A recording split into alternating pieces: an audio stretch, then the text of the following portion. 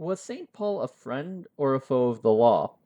When it comes to the Apostle Paul, he is not without his critics. But then again, neither was Jesus. St. Peter himself warns us about Paul's letters, saying, "There are some things in them hard to understand, which the ignorant and the unstable twist to their own destruction, as they do the other scriptures." 2 Peter 3:16.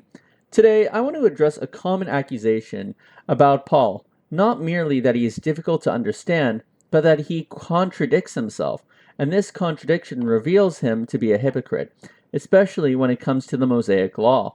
I will argue that Paul rejects the law as a means of justification, while still permitting Jewish Christians to observe it voluntarily during a transitional period. When this distinction is understood, Paul's theology and his actions fit together rather coherently. The tension. First, let's read some of Paul's theology on the Mosaic Law. In Romans 10, he writes in verse 4, "For Christ is the end of the law, so that there may be righteousness for everyone who believes." And goes on to say in verses 9 through 10, "If you confess with your lips that Jesus is Lord, and believe in your heart that God raised him from the dead, you will be saved. For one believes with the heart and is so justified, and one confesses with the mouth and is so saved." In Hebrews 9:4, Paul, understood by Catholic tradition to be the author, by the way, I'm not going to go into a debate here, he writes, "This, the rites of the Old Testament, is a symbol of the present time, during which gifts and sacrifices are offered that cannot perfect the conscience of the worshipper."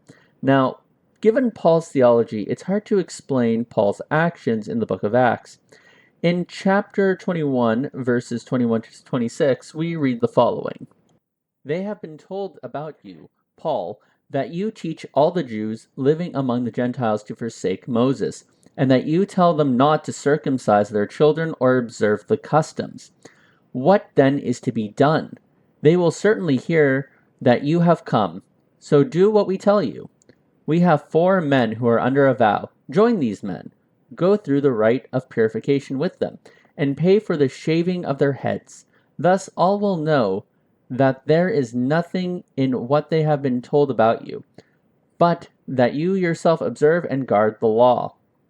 But as for the Gentiles who have become believers, we have sent a letter with our judgment that they should abstain from what has been sacrificed to idols, and from blood, and from what is strangled, and from fornication." Then Paul took the men, and the next day, having purified himself, he entered the temple with them, making public the completion of the days of purification, when the sacrifice would be made for each of them. If, as Paul says, the sacrifice at the temple cannot perfect the conscience of the worshipper, why bother doing it or sponsoring those that perform it? If the law cannot justify, what's the issue if you turn Jews away from it? These are questions that our channel's namesake, Leo Haydock, has provided an answer to. He writes, "To forsake Moses, in the Greek, to depart or apostatize from Moses and the law, this is more than was true. For St. Paul circumcised Timothy, see chapter 16 of the book of Acts, and did not absolutely hinder converts who had been Jews from practicing the Jewish ceremonies. There is a manifest falsity in this accusation against St. Paul. He had never commanded or advised the Jews to whom he had preached to renounce the law, abandon the ceremonies of Moses, or reject the ancient customs of the nation. He had never hindered anyone from following, in this respect, the bias of his inclinations. He had indeed defended the liberty of the converts from these ceremonies. He had taught that Christ had taken away the necessity of this yoke, but he left them at liberty still to carry it as they pleased.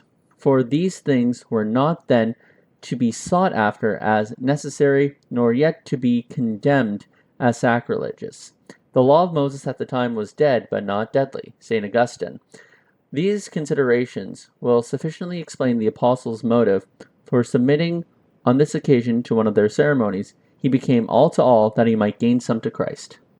Let's break this down. Haydock cites Acts 16. In that chapter, Timothy, who himself is the son of a Jew, was circumcised by Paul. This might seem odd, especially considering that Paul chastised Peter for not eating with the uncircumcised non-Jewish Christians in Galatians 2:11-13. Haydock clarifies, the law was no longer necessary for justification, but Jewish Christians were still at liberty to observe it if they wished. Timothy and Paul freely chose to follow the dictates of the Old Testament. It is important to make a distinction between submission for the sake of justifying and submission for the sake of illustration or for the sake of evangelism. Paul says that faith is sufficient for justification to join the new covenant, and the law won't justify. See Galatians 2:16. Not that you couldn't follow the law for other reasons. Not wishing to scandalize those you wish to convert is not the same as following the law to be considered just in front of God. This is why Paul rebuked Peter. Refusing to observe Jewish customs did not make Gentile Christians any less Christian.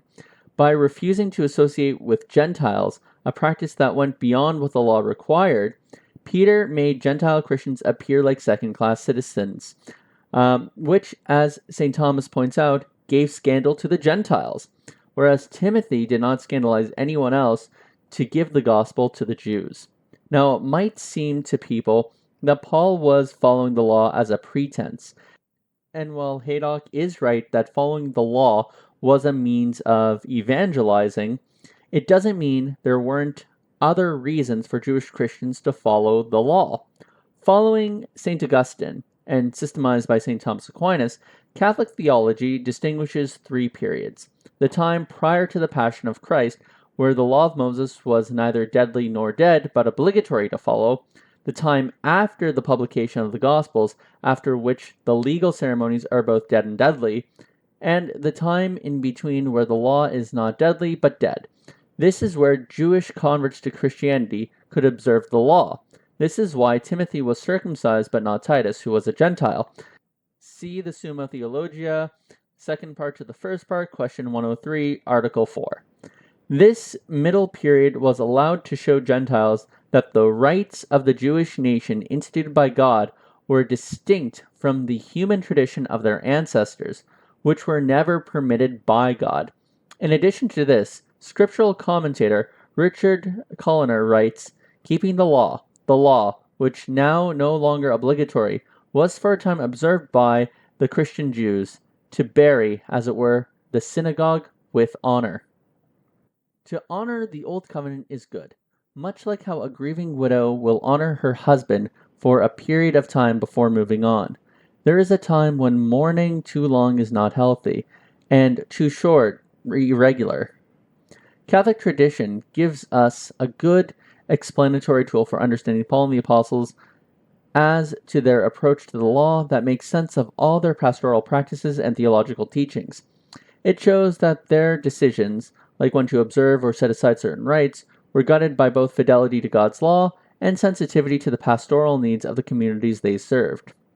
Thank you for listening to Leonine Apologetics. If you found this analysis helpful, consider subscribing. Join us as we continue to examine Scripture, verse by verse, with reason, clarity, and fidelity to the Catholic tradition. If you would like to provide a monetary donation or tip, you can go to my Ko-fi account.